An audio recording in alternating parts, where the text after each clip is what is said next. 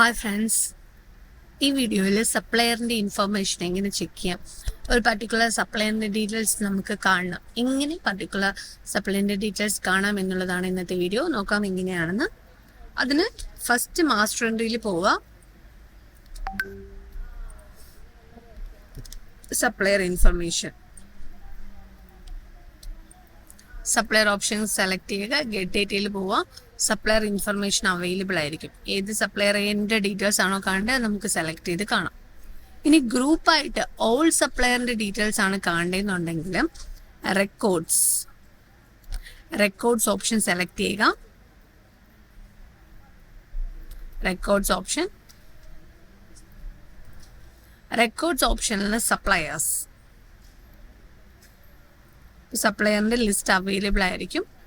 ഇതിൽ നമുക്ക് പ്രത്യേകം സപ്ലയറിൻ്റെ സിറ്റി വെച്ചിട്ടോ അല്ലെങ്കിൽ സപ്ലയറിൻ്റെ നെയിം വെച്ചോ ഫോൺ നമ്പർ വെച്ചോ സെർച്ച് ചെയ്യാൻ പറ്റും. ഈ സെർച്ചിങ് പാരാമീറ്റേഴ്സ് അവൈലബിൾ ആണ് ഇവിടെ.